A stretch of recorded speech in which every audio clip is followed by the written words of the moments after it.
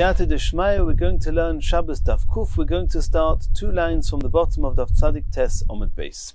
Says the Gemara, Omar Rova. Pshitali, I take it for granted, it's clear to me. Mayim al gabe mayim hainu hanachoson. When you have water resting on top of other water, that's its natural resting place. And Rashi explains, if you have in Rishus HaYochid a pile of water, it can be in a kli, wherever it is, and you take off some water from the top layer of the water, and you do an akira, it's called an akira because it was in its resting place. If it wasn't in a resting place, if it was in transit, and you move it, you start moving it, it's not called an akira. An akira is when you uproot it from its resting place. Since mayim al gabe mayim is called resting, therefore if you take some of this water, even though it's floating on top of the water underneath it, nonetheless, if you take some of that water from the Rishus HaYochid into Rishus HaRabim, it's considered an akira and is going to be chayev. Ego is al gabe mayim. However, if you have a nut floating on top of water, lav hainu hanochosam. We do not say that this nut is called in its natural resting place, and therefore lifting up this nut off the water in Rishus HaYochid, taking it into Rishus HaRabim, is not going to be chayev, because he did not do an akira from a stationary place. Continues the Gemara, Boya Rova. Now Rova asked a question. Ego is bikli. Ukli tzaf al gabe mayim mahu. If you have a nut that is lying inside a vessel, inside a kli, and the kli is floating on top of the water, what's the halacha? Mahu.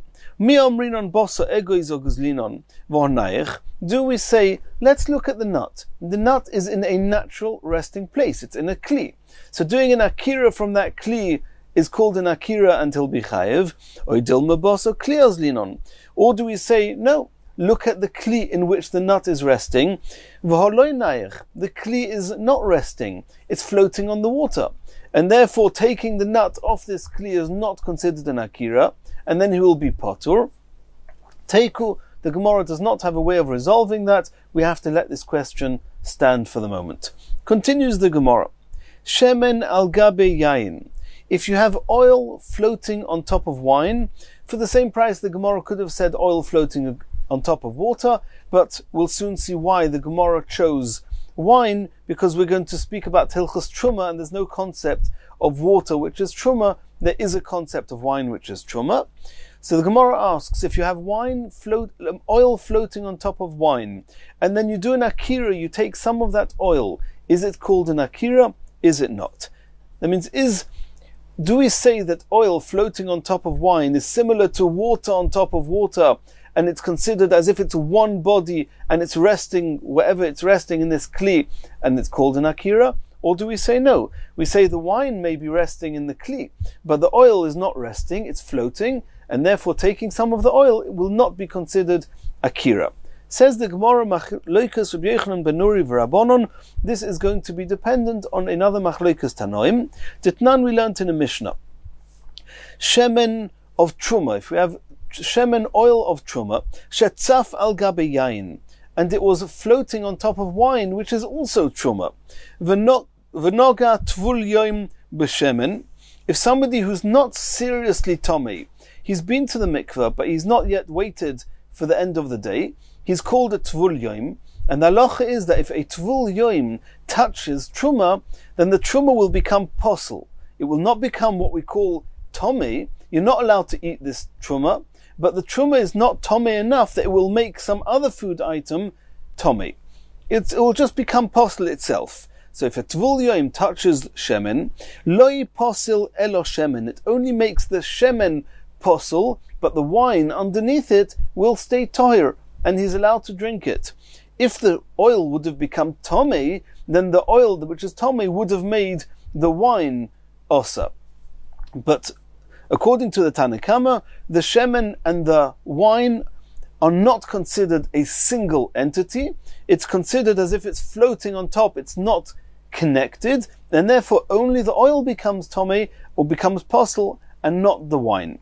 Rabbi Yochanan ben Nuri omer shneim chibur zeh lezeh. Rabbi Yochanan ben Nuri says that the oil that's floating on top of the wine, it's considered as connected to the wine. It's one entity. one entity. So if a tvul yom touched the oil, the whole mixture is going to become posel. So this machlokes Rabbi Yochanan ben Nuri and the Rabbanon will apply also to Hilchas Shabbos. According to the Tanna Kama, that we say that the oil is just floating on top of the wine, taking some of the oil on Shabbos will not be called an akira. According to Rabbi Yochanan ben Nuri, that says that they are both one in the same way as the wine is in the kli, so too the oil is in the kli, and doing an akira from the oil is considered an akira. Continues the Gemara Omar Abaya. Boir b'Reshus Harabim. If you have a pit in the Reshus Harabim, amuka asara urachova shmoina. The boir is exactly 8 tfachim wide, and it's 10 tfachim deep. V'zorak l'toicha machzeles, and you take a machzeles, which is a mat typically made of woven reeds, and you throw such a mat into this pit from the Reshus Harabim into Reshus HaYochid. As we saw before, if it's 10 deep and 4 wide, it's considered a Reshus Harabim. It's considered a Reshus HaYochid, and therefore throwing from the Reshus Harabim to Reshus HaYochid, chayev, he'll be chayev, and there's no chiddush about this halacha. The chiddush is the next halacha. Chilka b'machzeles, if he didn't throw the mat into this pit, if he stood up the mat in the center, vertically in the center of this pit, and this pit was exactly 8 tfachim wide. Now that the mat is dividing it, and the area, the width of the mat itself is taking away from the width of the boir, so now you have a single boir which is sectioned into 2, and on each side you have just a little bit less than 4 tfachim wide. Potter is going to be potter, even though before you put the mat in, this was clearly Reshus HaYochid, but now that you've put the mat, once the mat actually lands on the surface of this boir, it's actually landing in a boir which is not anymore considered a Reshus HaYochid. This is associated to the Gemaras we saw before, when whilst you put an object into a Reshus HaYochid, you actually nullify the status of Reshus HaYochid, and that's the question we had before. Abaya said that that such a machzeles is considered bottle to the pit. It's considered as if it's there to stay. You're going to abandon it there. You're going to leave it there, and therefore it nullifies the Reshus HaYochid status of the boir, and he's going to be potter. And this is similar, or is parallel to what Rabbi Yochanan said earlier regarding the chulya. If you take some earth from outside a boir, from outside the pit, and you put it into the pit, then since when you're putting the earth into the pit, it now no longer has the required depth of 10 tfachim, Rabbi Yochanan discussed whether that's called a hanocha or not. And Abaya was not discussing throwing earth into a pit, he was discussing putting a mat vertically in the center of the pit and minimizing not its depth but its width. So the Gemara is now going to explain. La'abaya de pshitele de machzeles mevat la mechitza. As we just saw now, Abaya took it for granted that such a mat actually nullifies the Reshus HaYochid status that the walls of this pit had before the mat was put in. Kolshkein chulya de mevat la mechitza. According to Abaya, he'll definitely take it for granted that if you're taking earth and pouring it into the pit, that the earth you're now putting in is going to nullify the Reshus HaYochid status of the pit, because it's no longer got the required height. And as we said before, it all depends, in contrast to the dveila that's sticking onto the wall of the Reshus Harabim, and we said there that the dveila definitely does not become abandoned to the wall, it doesn't become bottled to the wall, and therefore it does not take away from the 4 amos that we needed there. And the question is just, what's considered bottle? Earth is much more bottle to a pit than a mat. So Rabbi Yochanan discussed about the earth, and Abaya took it for granted that not only the earth, but even a mat is called bottle, and therefore it nullifies the status of Reshus HaYochid. However, Rabbi Yochanan, who previously in the Gemara asked, what's the status of putting earth from outside the boir into the boir? Does it nullify this Reshus HaYochid status? Because now once the earth lands, there's a hanocha, the boir is no longer 10 tfachim deep. Since he only discussed the earth, Machzeles pshita delay mevatle mechitzta. But it seems to be that Rabbi Yochanan takes it for granted that if you were to put a mat vertically into a boyer, that it does not take away the Reshus HaYochid status, since the level of bittul that a mat has to a boyer is considerably less than the amount that one would abandon some earth to the base of a pit. Continues the Gemara, V'omar Abaya. Abaya is now asking another question. Boyer b'Reshus HaRabim amuko asora u'rechovo arba. If you have a boyer in Reshus HaRabim, which has the status of Reshus HaYochid, it's 10 deep and 4 wide, meleo mayim, but this boyer is full of water. Is it considered a Reshus HaYochid, even though it's full of water, or not? V'zorak l'toicha, and somebody throws a stone from Reshus HaRabim into this pit full of water, says Abai chayev, he's going to be chayev. So it's clear that the water does not nullify the status of the boyer. However, mol'o peiros v'zorak l'toicha potur. If you fill up the pit with produce and then you throw something from the Reshus HaRabim into this pit, he's going to be potur, because the pit no longer has the required dimensions. My Tama, asks the Gemara, what's the difference whether you fill up the pit with water or with produce? Says the Gemara, Mayim loy mevatla mechitzta. Water does not nullify the status, the partitions, the dimensions of this boyer that it had before it was full of water, which was 10 deep, 4 wide. Water does not nullify that. Peiros, but produce, however, mevatle mechitzta, they are mevatel the dimensions of the Reshus HaYochid of this boyer. Tanina mihochi, we saw a brisa to this effect.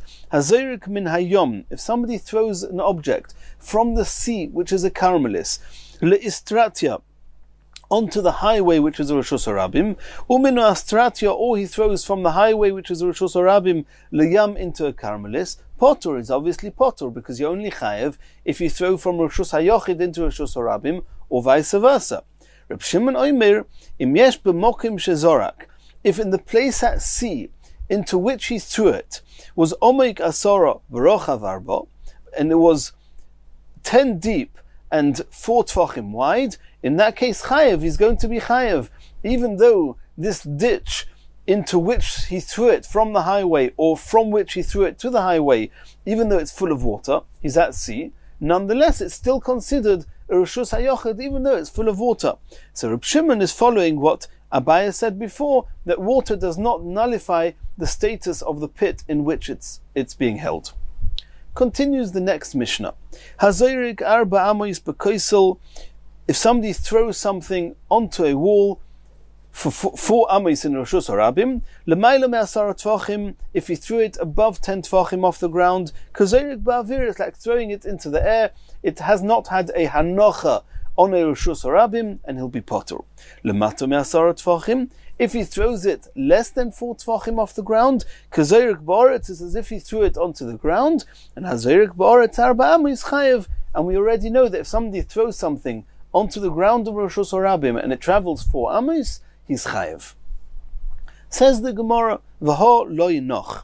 Throwing something at a wall, even if it's less than 10 tvachim off the ground, it has not settled, it's not rested anywhere. It's just bounced off the wall and come back. Why should you be chayev? Omer Rabbi Yochanan b'dveila shmeina shanino. This is the 3rd time we're seeing this. We're talking about a sticky dveila, or cake of figs, and therefore it actually stuck onto the side of the wall, and if it's less than 10 tvachim off the ground, it's called hanocha, and it's a hanocha over the airspace, or in the airspace of a Reshus HaRabim, and therefore he's chayev. Continues the Gemara.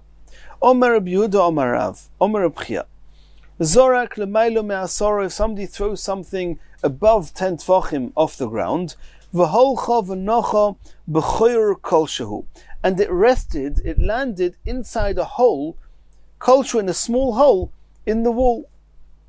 Says the Gemara, Bonu l'machloikas Reb Meir v'Rabbanon, it's going to depend on a machloikas, Reb Meir and the Chachomim, and we've already seen this previously on Daf Zayin, and the Gemara is going to explain. And before we see this inside, we'll introduce this machloikas as follows. The halacha is that for a door to be chayev mezuzah, it has to be 10 tvachim high, 4 tvachim wide. What happens when you have a doorway which is arched. That means it's 4 tvachim wide, but as it gets closer to the top of the doorway, it actually curves in, and then towards the top of the doorway, it's not 4 tvachim wide. Does one have to put a mezuzah on such a doorway or not? So that's a machlokes. And what they're going to argue about is, do we say we're going to pretend, it's like, on virtually speaking, let's assume that the curve is actually etched out and square, and if it was etched out and squared off, then it would be chayiv in a mezuzah, so you have to put on a mezuzah? Or do we say, no, you take it as it is, at the moment it's not got the needed dimensions, and therefore you're not chayiv to put mezuzah. The same would be here.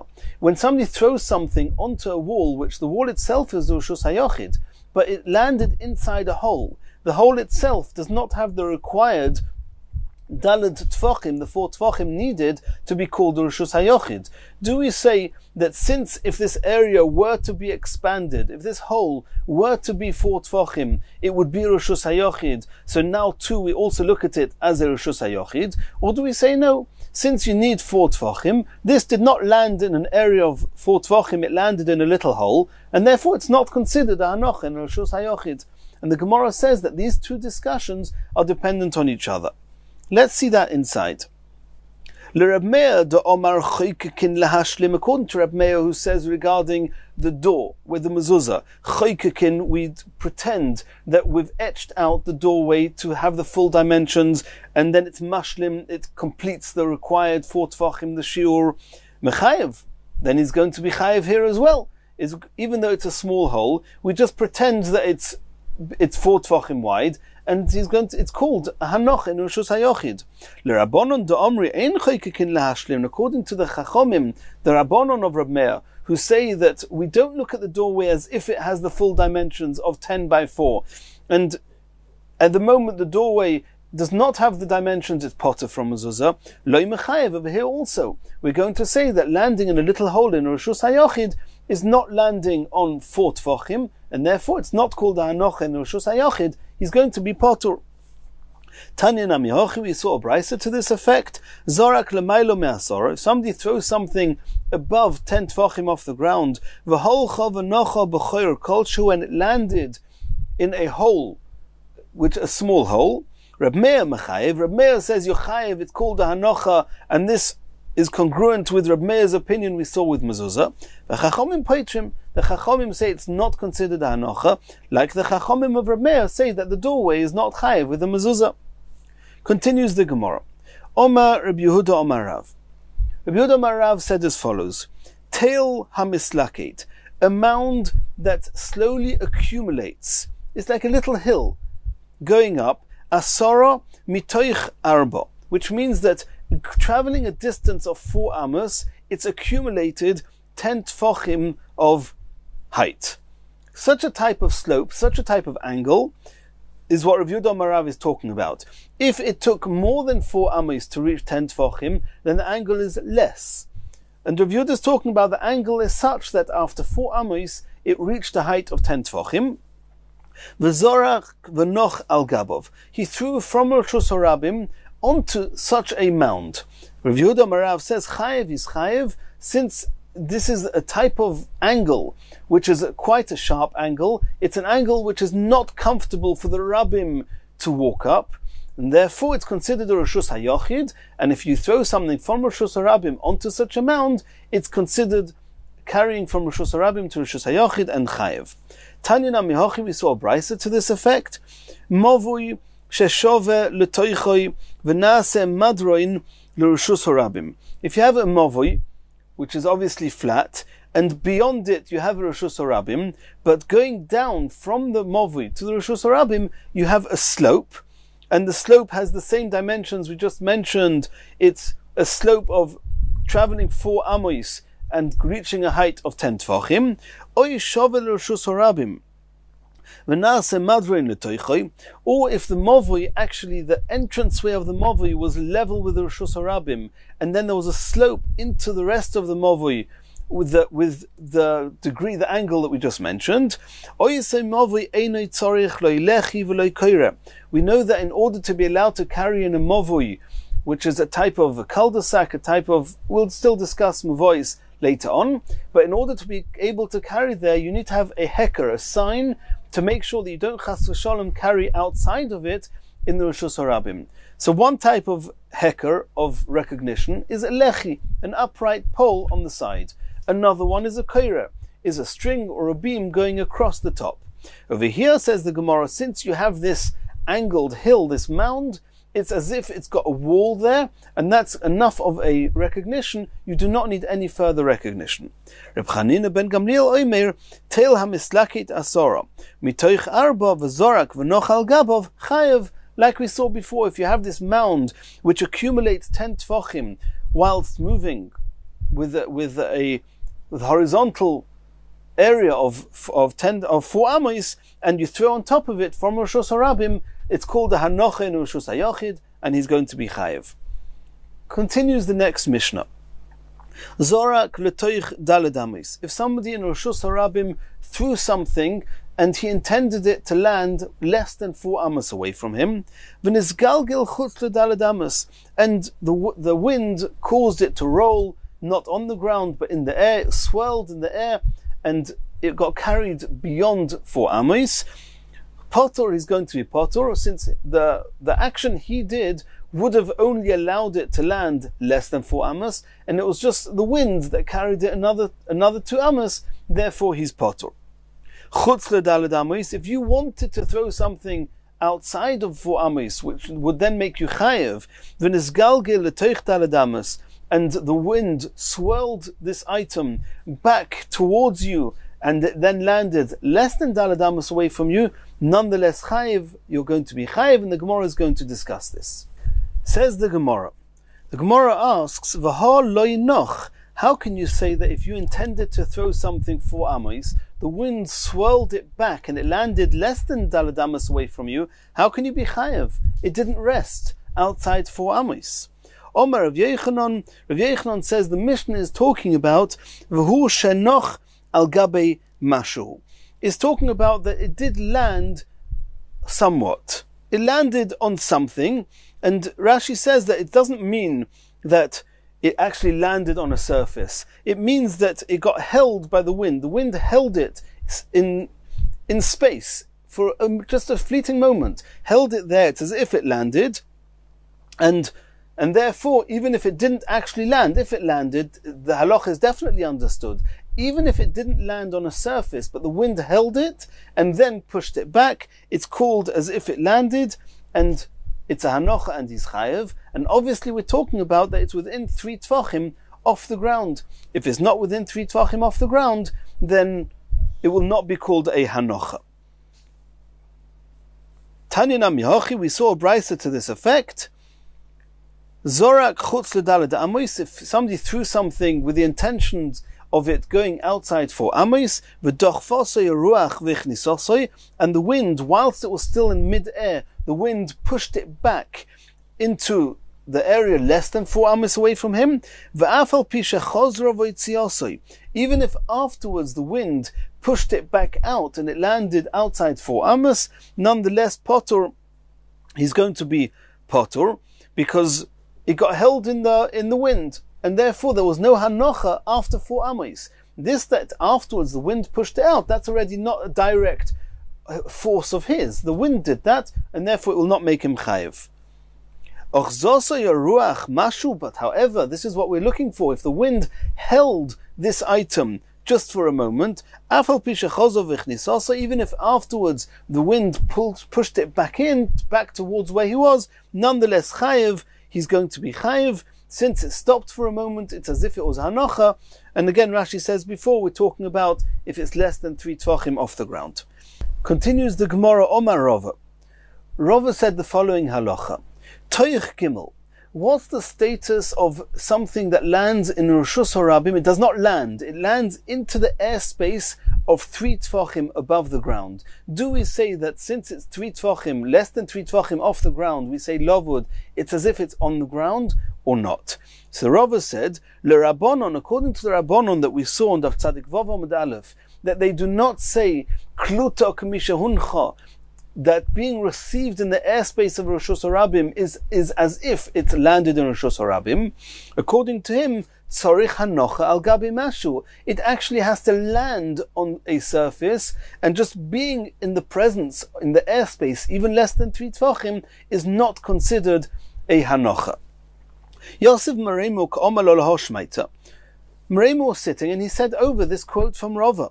Omale Ravina le Merema. Ravina said to Merema, Lav hainu masnisin. Is that not exactly what we just learned in our Mishnah?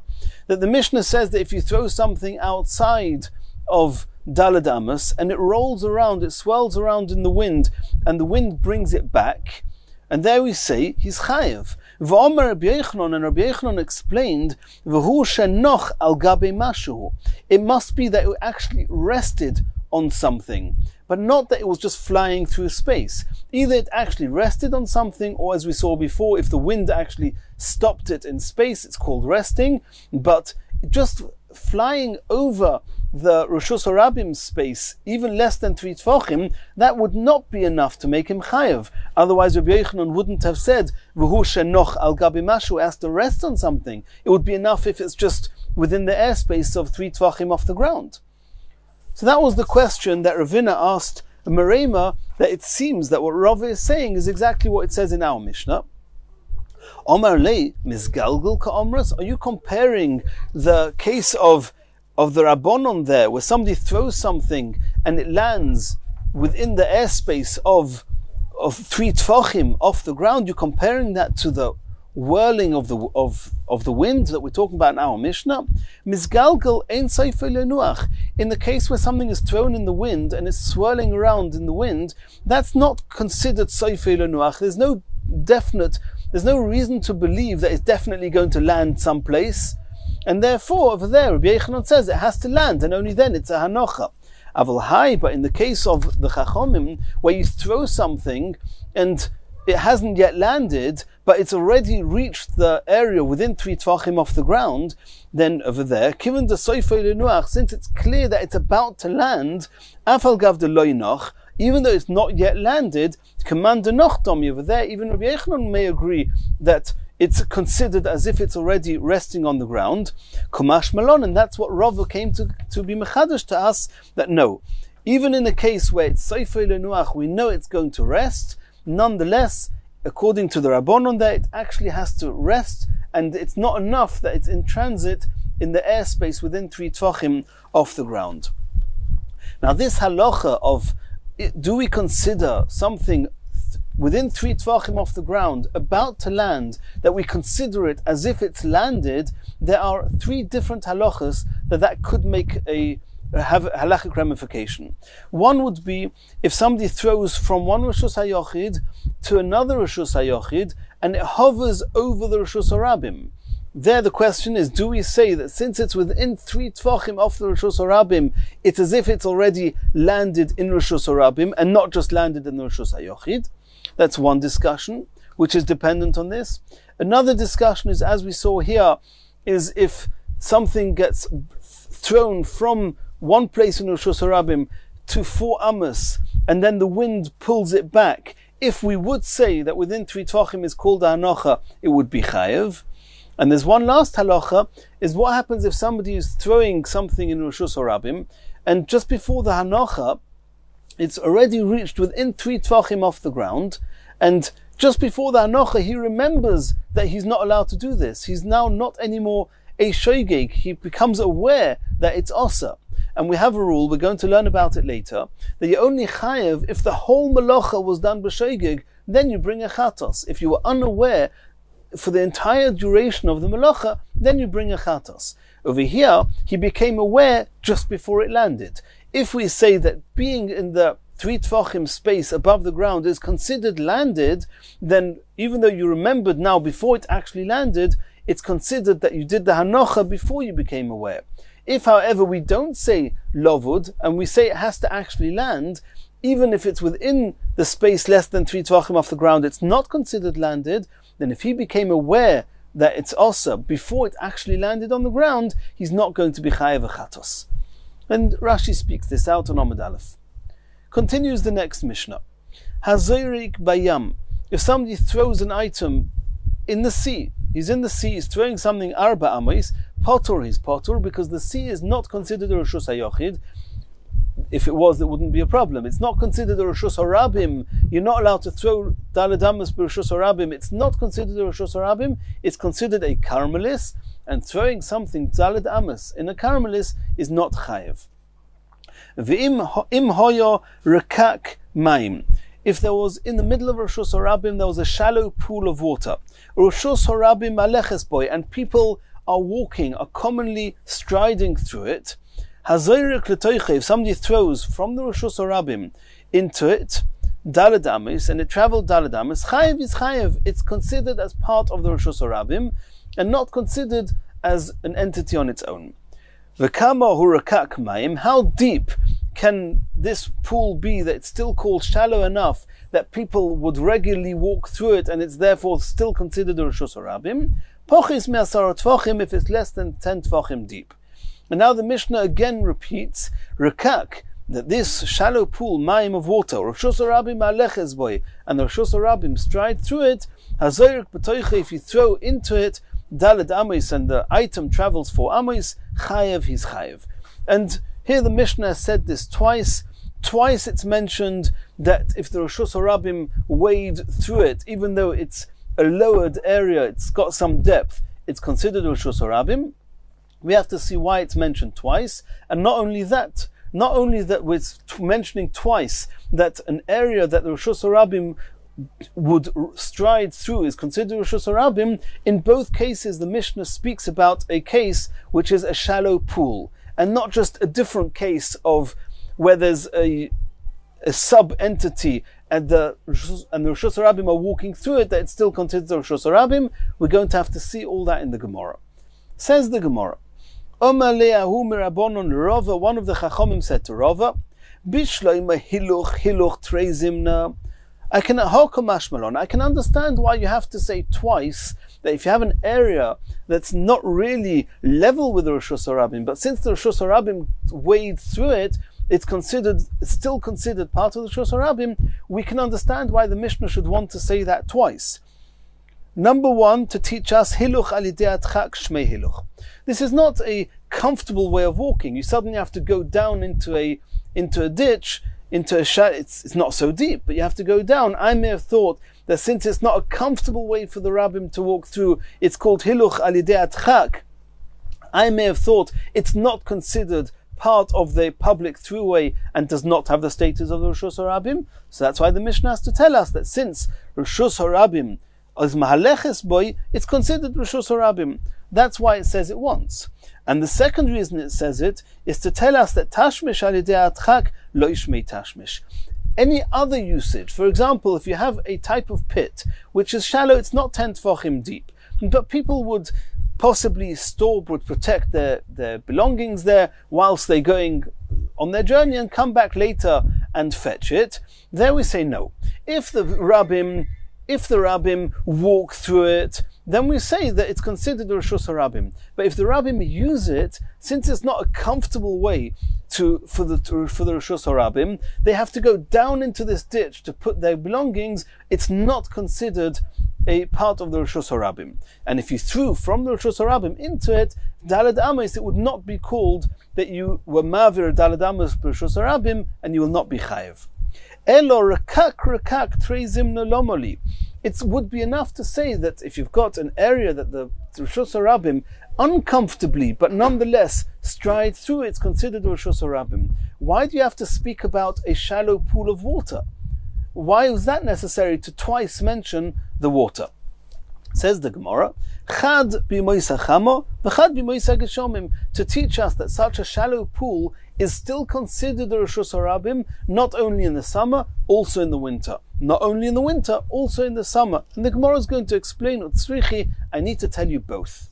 Di'i tana choda, if it would only say one, if it would only once talk about a shallow pool in the Mishnah, I may have thought, Hava Amina, Hanamila bi Moisachama, the of the inchi de maski la kure nafshe. I might have thought that a shallow pool in the summer where everyone is hot and everyone appreciates getting a bit wet with some cold water, so therefore only in the summer the public will wade through it, and therefore it's considered part of the Reshus HaRabim. But in the winter, where people are not particularly desiring to have a bath in the Reshus HaRabim to cool down, it's cold enough as it is, maybe then in the winter it's not considered the Reshus HaRabim. That's why the Mishnah says it once. And if it would only be talking about a pool in the winter, I may have thought the kiven de mitanfi loy ichbaslu. I may have thought in the winter, where everybody's wet anyway from the rain and everyone is dirty and muddy, therefore they don't care what's striding through some water. A little bit more mud won't make such a difference. But in the summer, where people are dry, maybe the Reshus HaRabim will not appreciate wading through this pool. Loy, and therefore we may have thought that in that case it's not considered the Reshus HaRabim. Therefore the Mishnah says it twice to tell us that both in the summer and in the winter, the Rabbim would wade through the water, and therefore it's considered the Reshus HaRabim, providing it's not 10 tefachim deep. Continues the Gemara. Abaye is giving another explanation for the repetitions in the Mishnah. I may have thought, if you would only say it once, I may have thought that only a type of pool which is not 4 amos wide, then we say that it's considered the Reshus HaRabim, because the Reshus HaRabim will just walk through it, they won't bother going all the way around it. But when it's 4 amos wide, then the Rabbim will have more reason to just go make a bit of a detour and go round this pool. Maybe they won't go in, and that's why the Mishnah says it twice to tell us that even if it's 4 amos wide, nonetheless the Rabbim would go through it. It's considered a Reshus HaRabim. Rav Ashi gives a third explanation. It's true. I may have thought I may have thought only when it's 4 tefachim wide, that's when people would go through it. It's called Reshus HaRabim. I may have thought that if it's not 4 tefachim wide, people will not go through it. They'll jump over it. They'll avoid it, because it's 4 tefachim. Less than 4 tefachim is not very much. Jumping over it, and therefore I may have thought that the area inside it is not considered a Reshus HaRabim. That's why the Mishnah says that not only if it's 4 tefachim wide, even if it's less than 4 tefachim wide, it's still considered a Reshus HaRabim. The Reshus HaRabim would wade through it. This is something Rav Ashi has said elsewhere. The Omer Rav Ashi, man dezorik, if somebody threw an item in a Reshus HaRabim, v'noch aguda de gamlo, and it was a very wide bridge, and one of the slats of the bridge were not properly connected, and there will be those people that will avoid that slat for not wanting to slip or for whatever reason. And nonetheless, Rav Ashi says that if something landed aguda de gamla on this plank, the loose plank on this bridge, and the bridge is a Reshus HaRabim, mechayev is going to be chayev sharei rabim boikim boy, because even though some people may avoid it, but the Reshus HaRabim will trample on it, they will not have a problem passing over it. And it's similar to what we said here, that a little ditch of water, which is just very short, it's less than 4 tefachim, nonetheless the Rabbim would go through it, and it still retains the status of Reshus HaRabim. Continues the next Mishnah. Hazorik min hayom leyabosha, if somebody throws from the sea, which is a Carmelis, leyabosha, to the land, which is a Reshus HaRabim, umin hayabosha, or from the land, which is a Reshus HaRabim, leyam, to the sea, which is a Carmelis, umin hayom lesfina, or from the sea, which is a Carmelis, onto a boat, which is a Reshus HaYochid, umin asfina leyam, or from a boat, which is a Reshus HaYochid, to a Carmelis, to the sea, umin asfina lechaverta, or from one boat to the next, both being Reshus HaYochid, and they're both at sea, potter. You shouldn't do it, we'll see in the Gemara why, but nonetheless, potter, he's potter. The next case in the Mishnah, Sfina is kshurois zu bezu, if there are ships that are actually tied to each other at sea, metaltalin mizu lezu, you're allowed to carry from one ship to the next. Vim einan kshurois, if they're not tied to each other, afal pisha mukafis, even though they are very closely near each other, ein metaltlin mizu lezu, one is not allowed to carry from one to the next, and we'll see in the Gemara why. Says the Gemara Itmar, we learned as follows: Sfina, if somebody is out at sea in a boat. Rav Huna Omar moitziin himeno ziz kolshu. What happens if it's Shabbos Kodesh and you want to drink some of the seawater, but the boat is a Reshus HaYochid, the sea is a caramelis, you're not allowed to. It's also only midrabanon, but you're not allowed to carry from the sea into Reshus HaYochid. How are you going to get your drinking water? Says Rav Huna that moitziin ziz himeno ziz kolshu, as long as there's a little rod sticking out of the boat, you're allowed to then lower the bucket into the water and take it in. And we're going to soon see why that should work. He can fill up his cup or his bucket with water.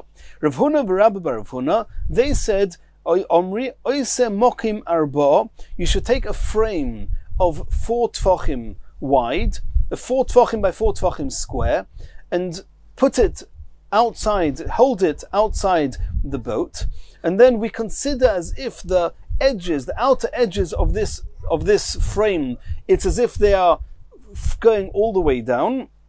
It's called a mechitza tluya, even though we don't normally rely on mechitza tluya, but over here, over the water, we do allow him to rely on it. And then, since we consider the edges of this frame as going down, and it's 4 tfachim wide, it's considered a Reshus HaYochid, and then you can lower a bucket into this frame, pulling out water from what's now considered a Reshus HaYochid, and take it into your boat, which is a Reshus HaYochid, and that's how you can get your drinking water.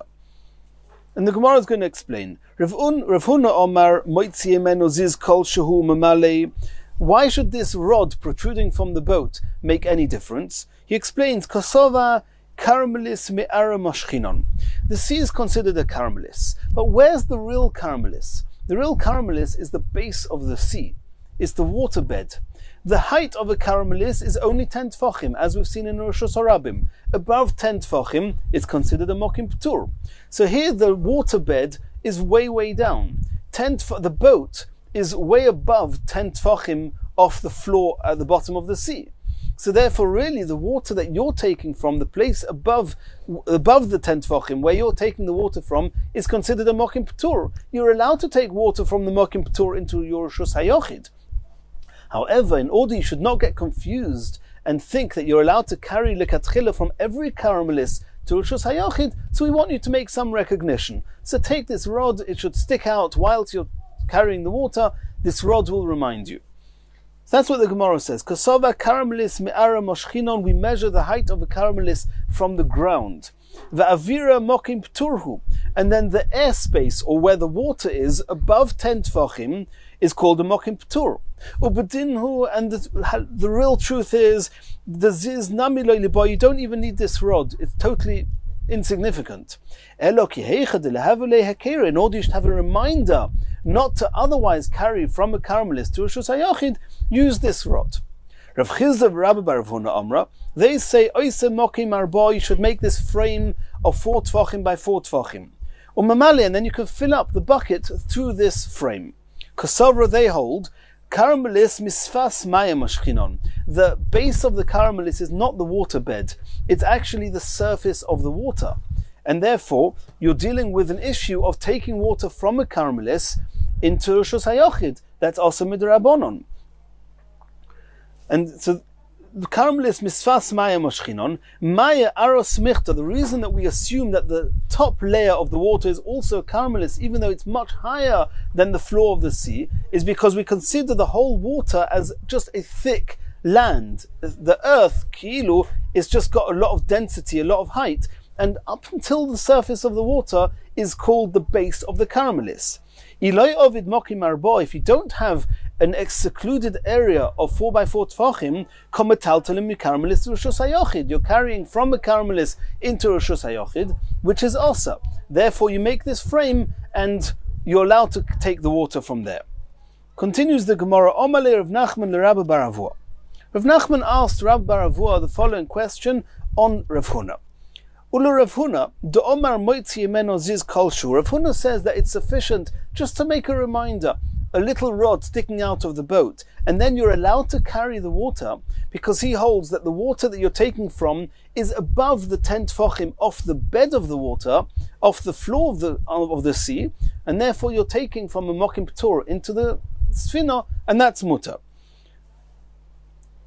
L'Ravuna de Omar moitzi meno ziz kolshu memali zimnin deleka asora v'makal metaltil mikarmelis l'rshus hayochid. He's asking what's going to be if you're at sea and maybe the boat happens to be on an area which is less than 10 tefachim off the ground, and then you haven't got this frame making it into a rshus hayochid, and you're going to draw water assuming or hoping that it's a mokim ptur, it's more than 10 tefachim off the ground, and it's not. And you'll end up carrying from the Karmelis within 10 tefachim off the floor of the sea into your Rishus HaYochid, into your boat. And that's Asa.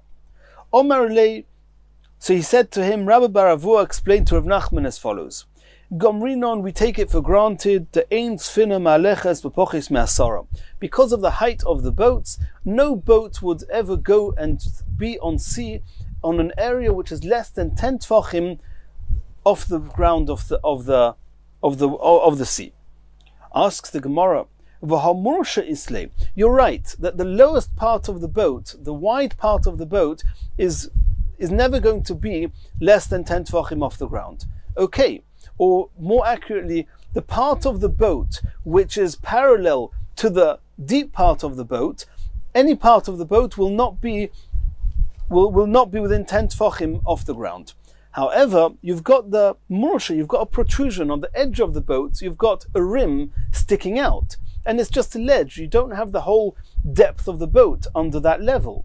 And over that hull, over that ridge, over there, a boat would have no problem going over even a shallow part. Even if there's a mound in the sea, you would go over it. It's not going to disturb the boat. And if you're going to go over the edge of this mursha, of this hull, of this protrusion of the boat, and you're going to take water from there, you'll have no problem doing it even if there's less than 10 tefachim, and then you'll be carrying from a Karmelis into a Rishus HaYochid. Omer of Safra said, Geshushe ozle kamo. There's somebody at the front of the boat that's always prodding into the depth of the waters to make sure not to get that close to part of the sea that doesn't have at least 10 tefachim depth. And therefore there's no risk of any part of the boat being so close to the bottom of the sea. Omer Rav Nachman bar Yitzchak Rav Chia bar Ovin. Rav Nachman bar Yitzchak asked Rav Chia bar Ovin a question on Rav Chizda, Rav Chizda or Rabbi bar Ravuna, the Omra that they said, you should make a frame of 4 tefachim, and then it's considered as if the area under it is a Rishus HaYochid, and through this frame you can fill up your bucket. They're assuming that the sea and the area just at the top level of water, is considered a Karmelis. As we said before, they assume that the whole water of the sea is just a very thickened and dense floor of the sea and is a Karmelis. So we understand how you're going to take water out of the sea to drink. But what happens if you have wastewater that you want to pour into the sea? How are you going to do that on Shabbos? You're not allowed to carry from Rishus HaYochid into a Karmelis. How is he going to throw out the wastewater? Are you going to say that you're going to pour it through this frame? It's going to be very repulsive that the same area, exactly the same point in the sea that you're drawing drinking water, you're going to throw the wastewater. A person won't do that. Says the Gemara, he pours it onto the wall, the actual wall, the top of the wall of the boat, and then it's going to just flow off and fall into the sea. Asks the Gemara, at the end of the day, it's his force. He poured the water onto the edge of the boat, onto the wall of the boat, and then as a continuation of his force, it's going to fall into the sea. And that's koiche, and it should be asa. Says the Gemara, koiche bekarmelis loy gozru. We'll still learn exactly where koiche is asa. But regarding a Karmelis, we're not talking here about Rishus HaRabim. We're talking about throwing out water from the Rishus HaYochid into a Karmelis. There, if it's just koicha, you didn't do it directly. You didn't throw out the water straight into the Karmelis. You put it onto the edge of the boat, and it's just koicha, consequent to the force of his pouring, it rolled off into the Karmelis, into the sea. That we're okay with that. They were not geyser. Uminor Temra. Where do we know this from? Says the Gemara de Tanya. Sfina ein metaltelin loy mitoicha leyam v'loy min hayam letoicha. You're not allowed to carry from a boat into the sea, from Rishus HaYochid into a Karmelis, and not from the sea into a boat, from the Karmelis into the Rishus HaYochid.